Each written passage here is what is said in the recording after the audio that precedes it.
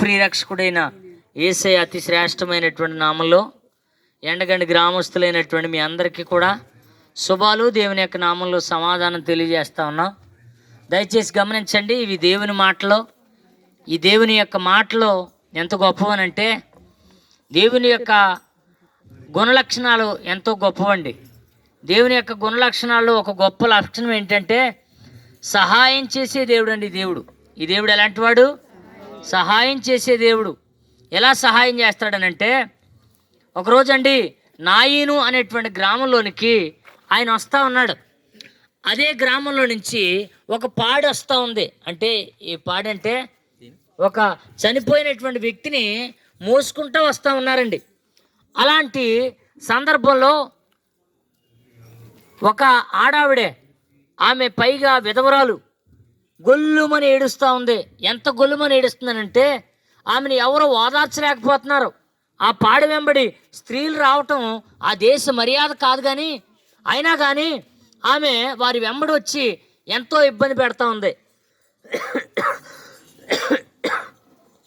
అయినా చూడండి, ఈ విషయాన్ని అంతటిని యేసు ప్రభువారి ద్వారా నుంచి వస్తున్నారు.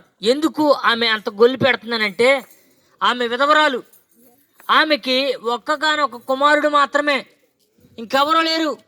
అందుకనే ఆ బిడ్డే సర్వస్వం అని బ్రతికేస్తూ ఉంటుంటే ఆ బిడ్డ కూడా చనిపోవడాన్ని బట్టి ఆమె ఓదార్పు నొందలేకపోయిందండి. ఎందుకనంటే ఆమెను ఓదార్చలేకపోతున్నారు. ఆమెకు కలిగిన బాధని ఎవరో కూడా తీర్చలేని పరిస్థితి అండి.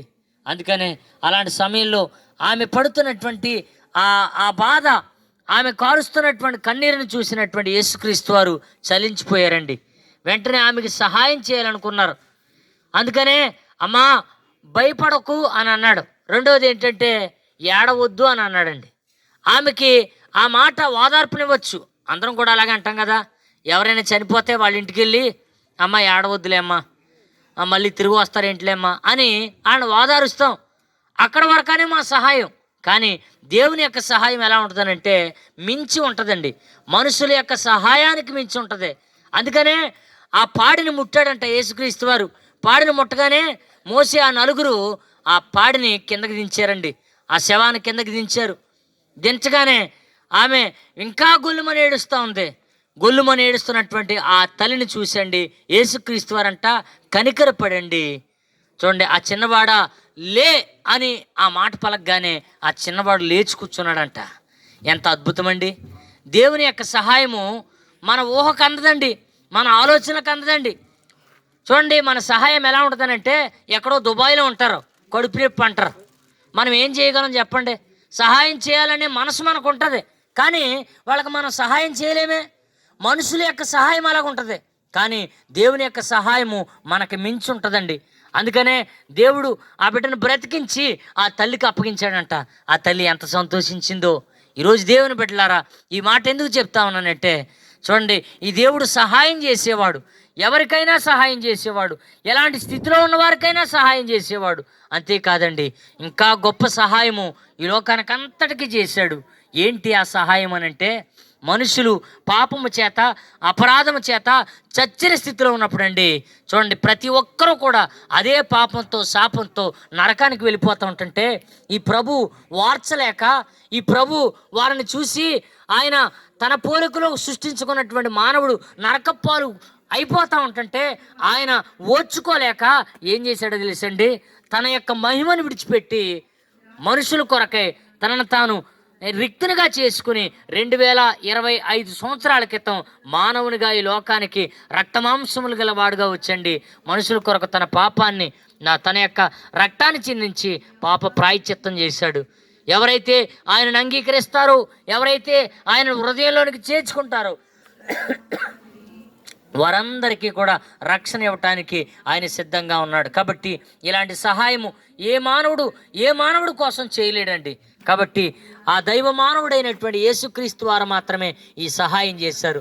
ఎవరైతే ఆయన అంగీకరిస్తారో వారందరినీ కూడా రక్షించడానికి ఆయన సిద్ధంగా ఉన్నాడు. అట్టి కృప దేవుడు మనకు దయచేయనుగాక. ప్రార్థన చేద్దామండి.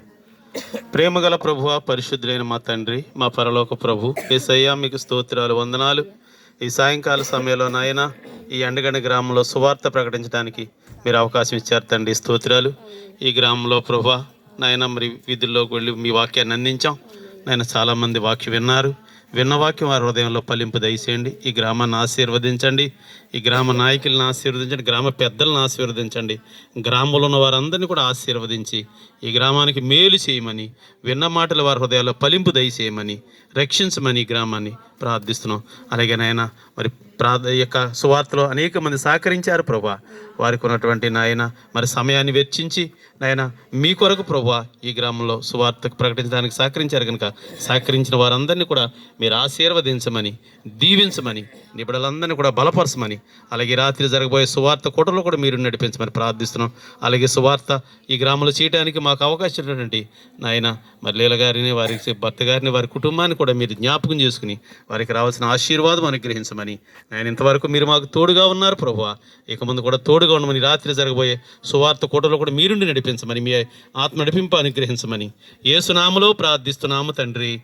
ఆమేన్. మన తండ్రి అయిన దేవుని ప్రేమయు, కుమారుడు యేసుక్రీస్తు వారి కృపయు, పరిశుద్ధాత్మ సహవాసమైన సన్నిధి ఇక్కడ కూడిన మనకు ఈ మాటలు విన్న వారందరికీ సదాకాలం తోడయుండును గాక. ఆమేన్. ఆమేన్. ఆమేన్. అందరికీ వందనాలండి.